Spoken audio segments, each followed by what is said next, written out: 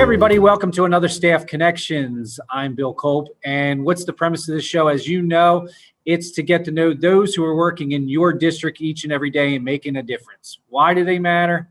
Just because, like you, they matter, you matter. And joining us today here is 11th grade English teacher and journalism teacher, Paul Moser. How you doing there, Paul? Hey, Bill, how you doing? I'm doing fantastic. All right, so let's just get started. All right, so a little background. How long have you been teaching in the district or just teaching overall? Okay, well, I've been teaching in the district since 2013, and this is pretty much my entire professional teaching career has been at Springford. I subbed a little bit, maybe about a year beforehand. I'm a career changer, so before joining Springford, I was a reporter and editor, mostly in sports, throughout for 12 years prior to coming to Springford. So couldn't be happier to be here. I get to still keep my hand in the journalism game as an advisor, and it's awesome teaching young journalists. And it's been such a tremendous experience, and Springford is just like the best place in the world to teach. So I love it. With you. All right. And we're going to get back to that, a little bit of that journalism and things like that when we get to it. But let's talk about your past here. You're sort of you grew up in East Greenville. So you went to a lot of arch rival schools. So you started Upper Perk and then you ended up in high school at the school I'm not allowed to mention. I don't know. Coach Brubaker might tackle you or me if I say it out loud. So well, actually, no, it was so I went to St. Pius X for 2 years. Yep. And then I went to the Perkiomen School. Oh, Perkiomen. Okay, so it's not Perkiomen Valley. I got you. Yeah, no, it's not that one. We're not allowed to say that one. Yeah. It is, so it's like a little private school in Pennsburg.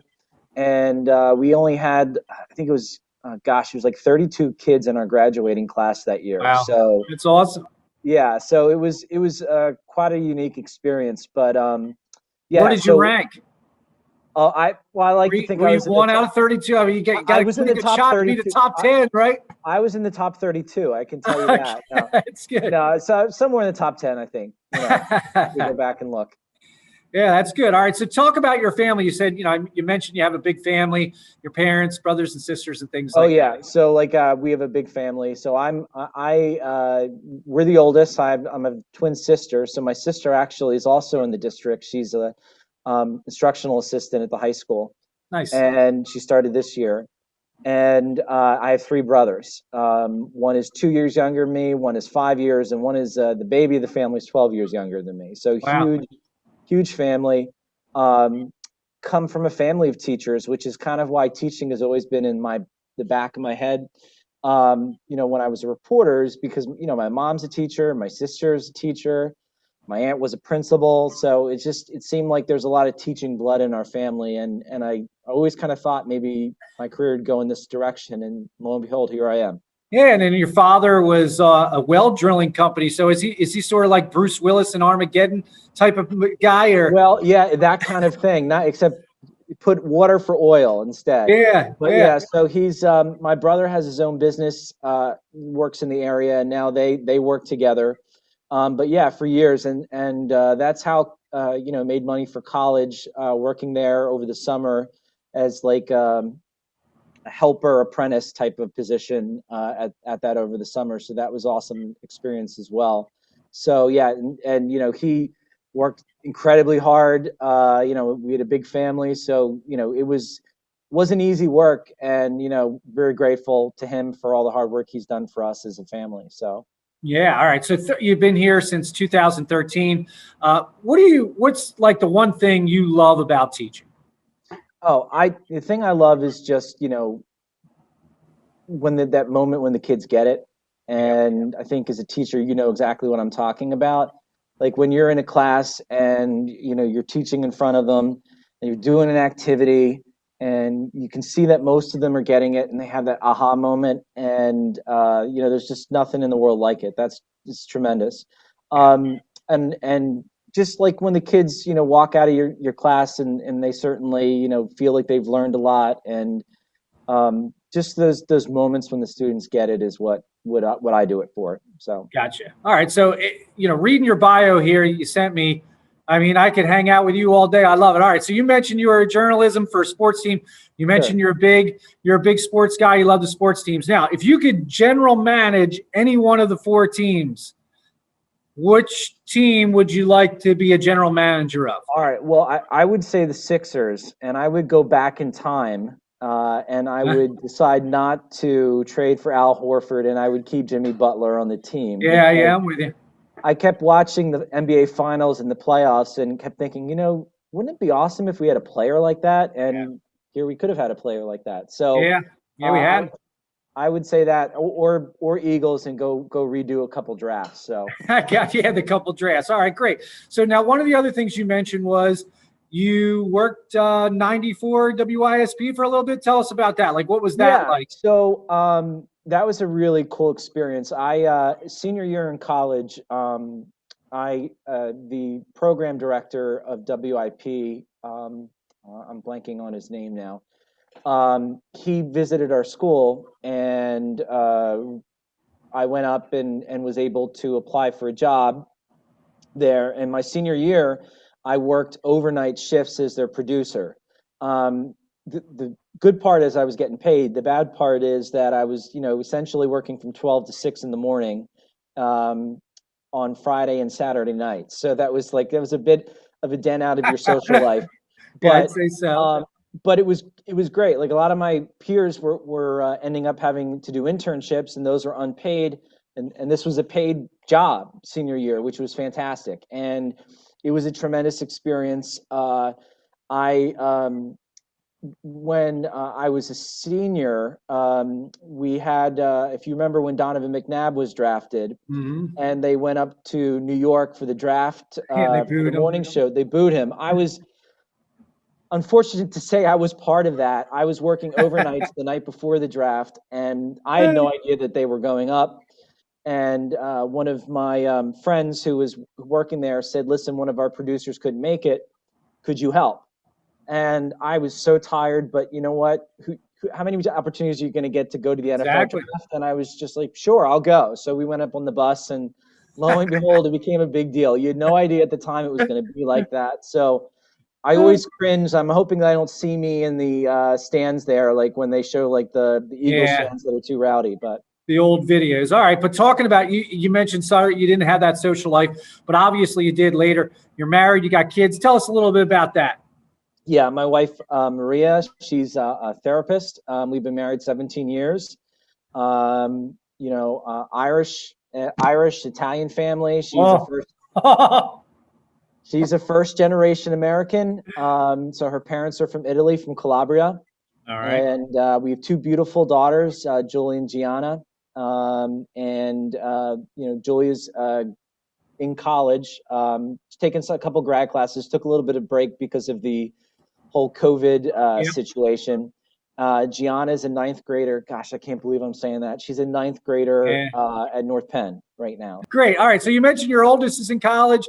You went to college. One of the things I saw that was interesting here is that you were in a troupe, a improv troupe. All right. Sure. So I set you up with a bag. You set me up with a bag. I didn't look inside. I don't know if you did. So what we're going to do here is you're going to pull out one item. Sure. Give me an improv for like 10, 15 seconds.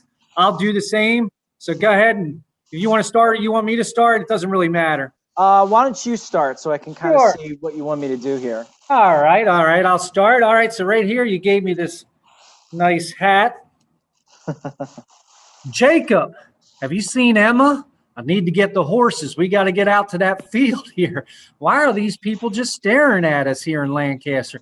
Never seen an Amish person before? Okay. All right. Let me see. I got this. All right. Oh, I got a bigger head than I. Okay. I'm just going to do this here. There you go. Yeah. Can you tell me where your Gillette razors are, please? I'm going to need a shave.